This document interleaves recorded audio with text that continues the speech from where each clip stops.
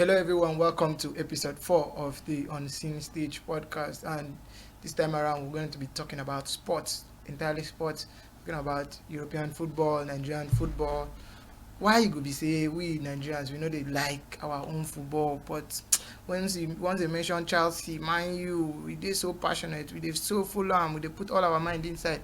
So that will be the main focus on our discussion today, and I'm glad to have on seat a renowned Manchester United fan. These ones, once they mention Man U, they know they carry and play.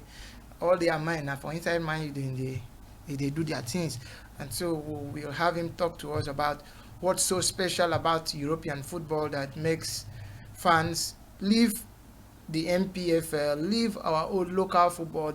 We are not so passionate about our own clubs.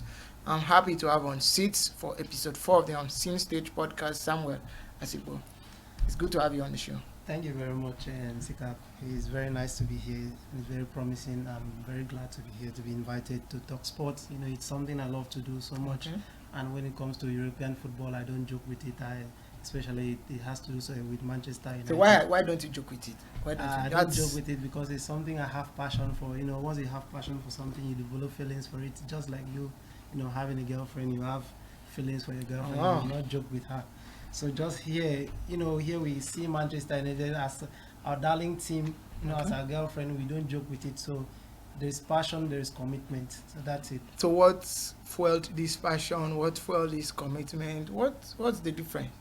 Well, in everything, the setup, is what entices you. When you look at something, you see the pictures, you see they are very glaring. In short, starting from how it's being viewed, how the setup, the transfers.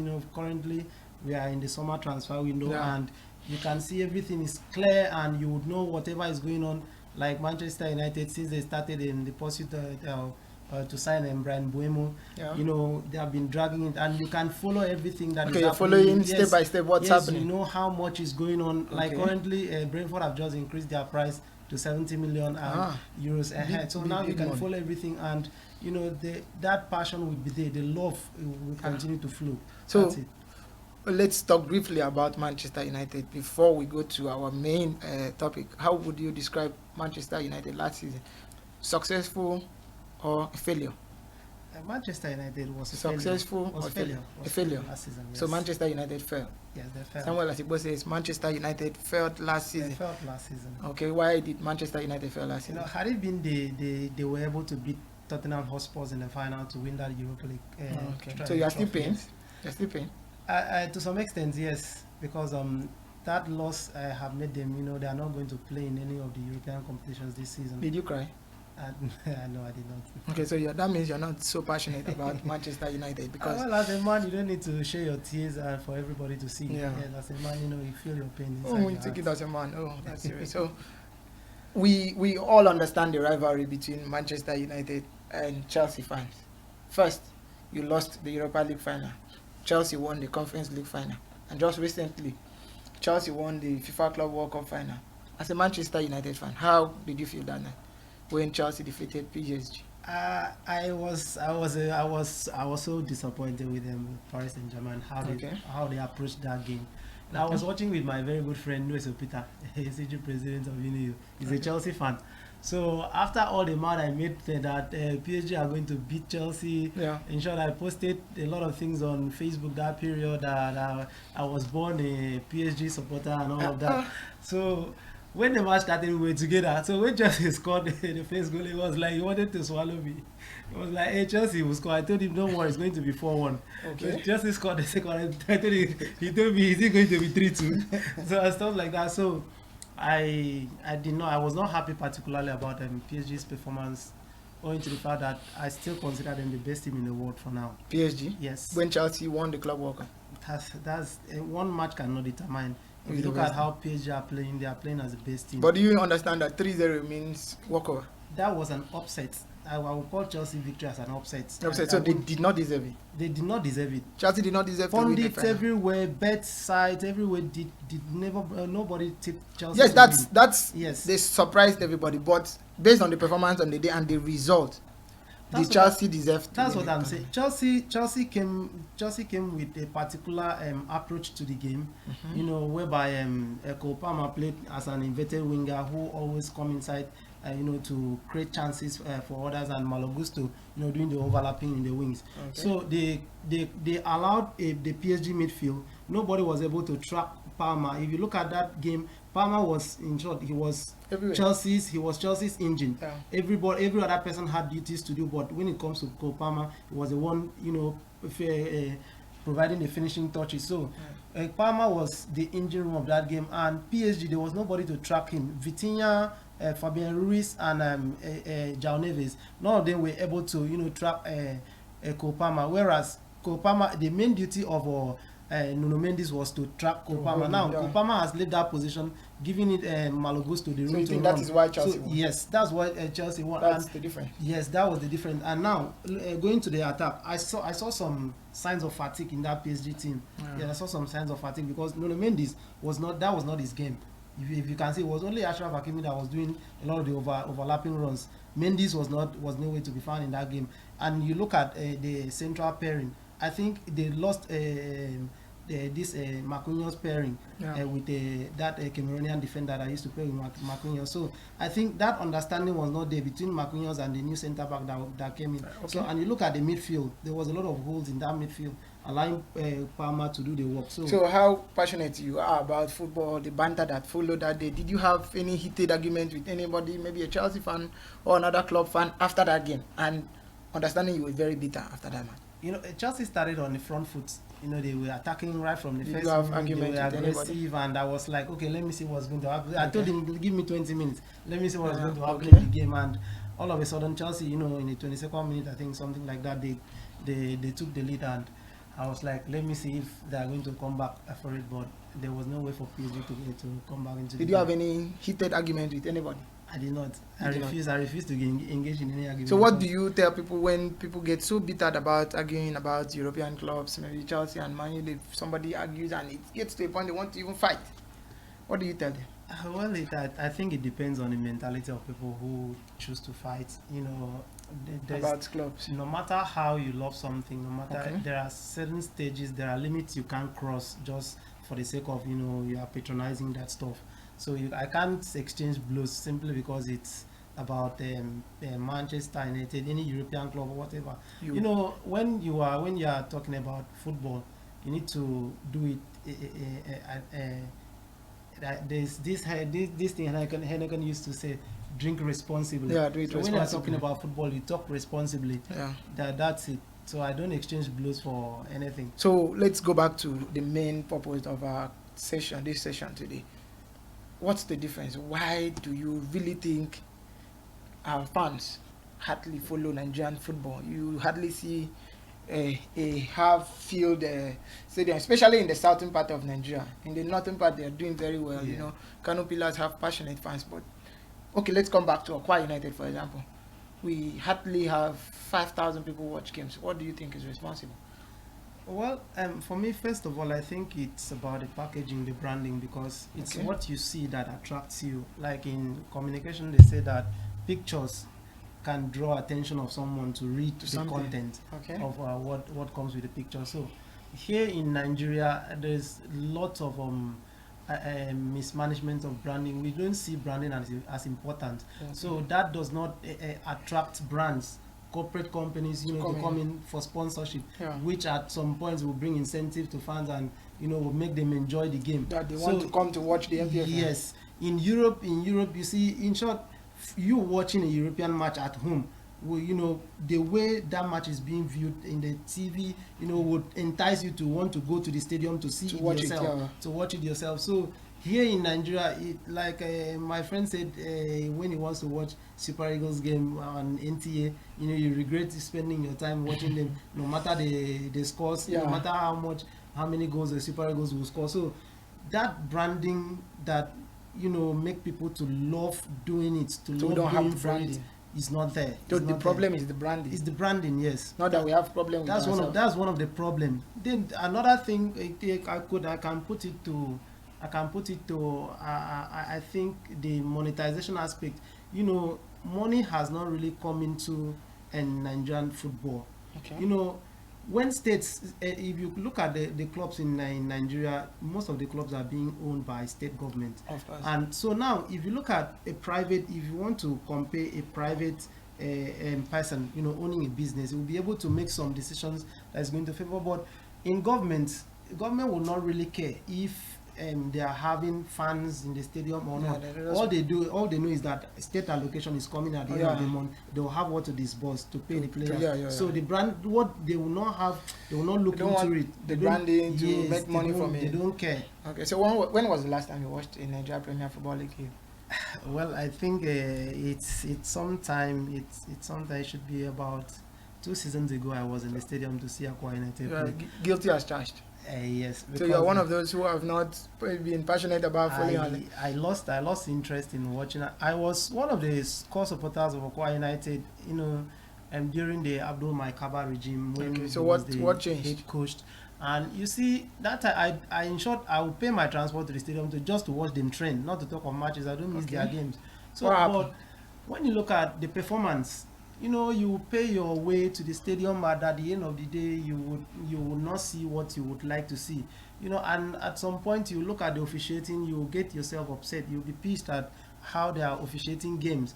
And coupled with the fact that, there is this ideology in Nigerian football that they say home advantage. And a referee will be coming to Akwa State to officiate game for Akwa United. And Akwa United, they'll be oppressing them inside their own nest of champions. And you'll be upset. So do you feel Akwa United were oppressed, normally being oppressed at the nest of champions? A lot of games it happened. I can recall one game I went to cover the game. I was to cover the game on X, Twitter. Okay. So at some point during the second half, I think I lost interest in covering the game because the referee started to make some decisions that was not a 50-50 decision. Let me put it that way. Okay. So until I was called by my boss, remember you're on work, you're not sending stuff again. I told you, I'm sorry that I was carried away by the performance of the referee. I recently came across one clip that about the poor decisions against Akwa United last season that contributed to the team's relegation. Almost 6 to 7 cases where the team suffered poor decisions. Referees ignored their calls, cancelled clean goals against, gave a penalty that the ball came off a defender's head against Kano Pillars, cancelled the goal against Rangers. Do you think officiating played a part in Akwa United? Officiating is a very serious concern when it comes to Nigerian football. And you look at Nigerian referees are not invited to international tournaments, even in the African context. They rarely give them opportunities. Why? Because they are not doing well locally in their league. If you look at how officiating is done in Nigeria, my brother, you shed tears because you would see a clear football as a football. Even if you don't play football, I've played football to some extent, and even if you support football, you know the rules. Everybody that get themselves involved in football, they know the rules. But you look at how people are officiating games, you know it very well that this decision is not right. But the referee has to call for it simply because he has to favor his side that he wants to. Why do you think there is that term, his side? Yeah, because you look at certainly when a referee is on the pitch, unless he decides to be 50-50, aside from that, he will have his own side at the back of his mind. So you've not given me a judgment. Do you think officiating played a part in Akwa United's relegation from the NPFL? That's it.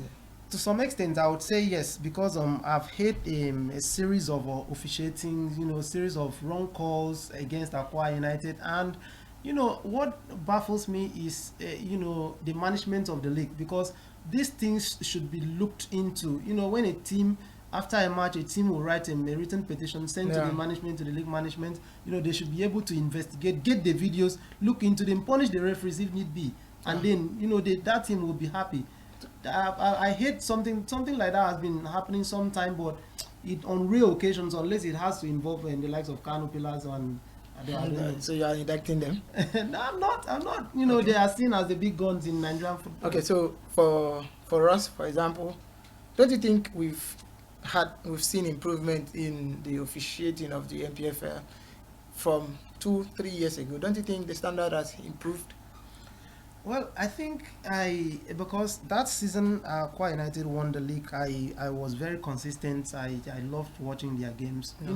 when they come here, any game that you see Akwa United win, that time it's going to be a clear win, a clear victory. Akwa United will win this game, and you know that they played well to win, not because they were assisted by somebody, any referee or whatever. So, but these days, you know, when a team is not doing too well, you know, emotions, they will try to blackmail emotionally. Oh, Akwa United, after all, you are not doing well. Look at the way you are on the league table, and hey, you want to use that to cover up. You know, they will use that to blackmail you and pocket you and send you back to your house without you being able to voice out your complaints. So that, I think it has a contribution, because I've heard of 2-3 complaints that are from Akwa United in some matches they have played, even at the Nest of Champions. Yeah, I had one game that fans complained after coming back. They said the referee did not do well and all of that. So those things should has a review from the league management, and appropriate decision should be taken. Okay, so then you've mentioned at least 2 issues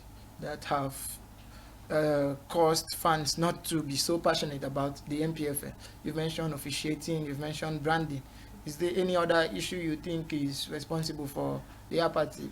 I think openness should be a major openness. Yes, in terms of the management of the clubs and players, because for instance, now I will tell you that I don't know how much any Nigerian footballer is earning in the Nigerian league. So you don't know how many years contract they have signed. You don't know how much they are earning. You don't know the transfer fee. You know nothing about it. The only thing, you just go and watch. Okay, so we don't have information. The information is not there. So it's not there. So, and it's very difficult for someone to follow that kind of stuff. So, three issues rest. Which one is the biggest? I think the branding is the biggest. Branding. Yes. Yeah. Okay. So if you were in charge of the NPFL, what would be your first 3 steps in improving the league to get these fans back? Because if you do play football and there are no fans, who are you playing for? So what will be your first 3 steps as the manager of the NPFL? Well, in terms of you know, first of all, you need to make sure that all the football clubs, they have a standard pitch to play football. Okay.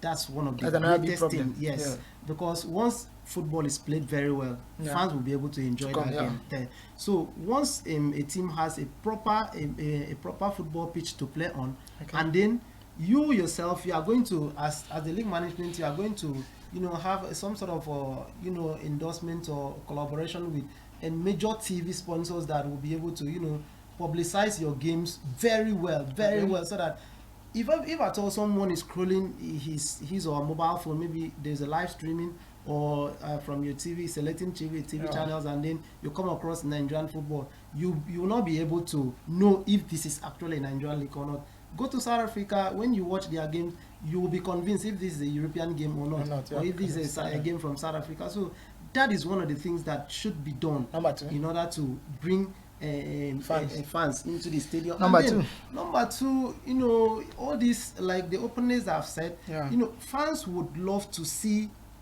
a player that is earning much do well. So when you hear that this guy is earning 2 million naira a month, you want to go and see him play. Let me see how that 2 million man is doing. And that is one of the things that take people to stadium in Europe. You see, they will say they sign Anthony, 100 million pounds to Manchester United. Let me see how he's going to perform. So that is one of the things, that openness. It doesn't allow people to have that flow between the players and the fans. And then number three should be you know, I think the league management should be able to, you know, have what we call a PR, not the league management, rather the club owners. The club owners should be able to have a good relationship with the supporters around. You know, in public relation, when you don't have this cordiality with the people, with your public, you will not be able to that business will not flow ahead. They will not be able to have that alignment with you. So they need to establish this relationship between the club owners, the club, and the public. So this is going to bring so do you think celebrity involvement will help us attract people to come? Maybe, for example, there's a game at the Nest of Champions and we have one big celebrity who is even huge in Akwa Ibom, for example. They say, okay, Davido Whiskey is coming to perform during a game. Do you think that will attract people to come and watch the matches? these things are two different things. Okay. Celebrities, they have their different supporters. Football, they have their different supporters. Okay. You don't mix those things. Will you watch a game if the video is coming to the? I won't. You will not come. I won't. I will not come because of the video. I will come because I want to watch that game. Yes. Okay. If you tell me that there is a football star, one of the things is, if you go to Brazil, you see like the likes of Neymar, before they retire, the likes of Ronaldinho, all of them will retire to their country to play. And now, if a football fan hearing that Ronaldinho is playing today, they want to go and watch. So what's the difference with the Super Eagles? Tell me that Ahmed Musa is now playing for Kano Pillars, that is coming to the Nation of Champions to play. I will come. So to go and see Ahmed Musa. So okay, instead of music celebrities, it should be football celebrities. It should be football celebrities. We have the likes of Akon, the likes of Vincent Nyema. Just come and spend 1 year in your boyhood club, the club that gave you that platform. Let's talk a little about Vincent Nyema. He has virtually left football. He's doing business every time on his social media handle, advertising how he's eating in his hotel. Do you think he's doing football a disfavor? At least this game gave you fame. Do you think he should do more to promote football? I think he's doing his business based on the line of business that he thinks is paying in the country. Because at the end of the day, if he now decides to launch into football and then continue with football, probably scouting job and all of that, if it doesn't pay, certainly he's going to lose. And what about coming to the stadium? At least a picture of Vincent is coming to the stadium, or he posts, "I'm going to watch this game." Certainly, that would be a big deal. That would be a big thing for Akwa Ibom State football, because as far as Nigerian football, in short, football at large in the world, Nyema is a big name. Of course, anywhere he goes, he's a big name. So I think he should be able to also run some promotions for the Nigerian league. Okay. And then I think the league management should do something in order to be inviting these people themselves. Come to we are inviting. Okay, direct invitation. Yes, direct invitation. Come and watch. We are coming to you. Come and watch us play. Like teams like this Akwa United, they should tell Nyema, you were part of the Ibom Stars team. Today we are having a big game against one of the league leaders. Come and watch us. Be a motivation to us, and before the game you will just stand and shake hands with the players. That's all. I think that's a very massive idea, that if we have the league management viewing, listening to us, or people who are close to them, that invite these big names, get them to come to the stadium to watch games, share it on their social media handles, and we'll have fans coming to watch the NPFL. We all want the NPFL to grow, even though he has not been at the stadium for 2 years. But the fact that he has this insight shows that he wants to come back. When are you coming back to the stadium? I think when the league resumes, I would you love will to be born love again. to watch. Yes. Okay, so watch we'll baptize you before you leave today. Another thing is, what brings players to the field is, having the people playing for the team. Yes. Okay. That year we had the likes of Dennis Inya, the likes of Ndifreke Fiong, Fonodo, Wisdom Fernando, David Philip, Petit Boy, Akban. And when you are watching your people play, it gives you that joy. You know these guys and they are doing well. But now we don't have much indigenes of Akwa Ibom State in that Akwa United team. So I think that's one of the reasons that people have lost interest in. Is football about indigenes, or should it's not about indigenes. I'm talking about the people you would want to watch them no matter where they are from. You want to watch them. But if you bring out, for instance, now Akwa United signs this Kano Pillars captain Rabi Ali to play for Akwa United. Everybody will want to be watching Rabi Ali every day because you know him. So the people are the people you want to watch. Okay, one last message to fans out there like you who are currently following Chelsea, Manchester United, as you are born again now. So what message will you share to the other people and the other divide about supporting Nigerian football?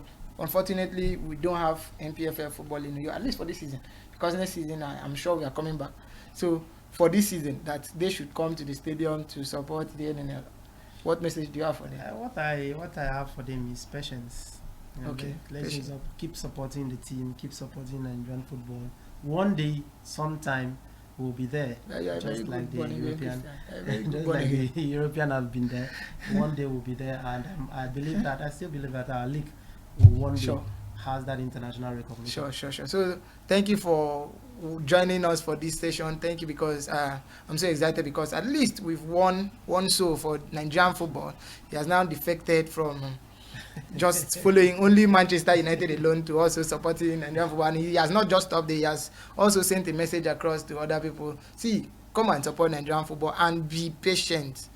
With time, Nigerian football will grow and we'll get to that point where we'll have a full house for Nigerian League games. Stay with us, continue following us, subscribe to our channel, share, like, and follow our pages on social media. We'll be back with episode 5. But for now, goodbye.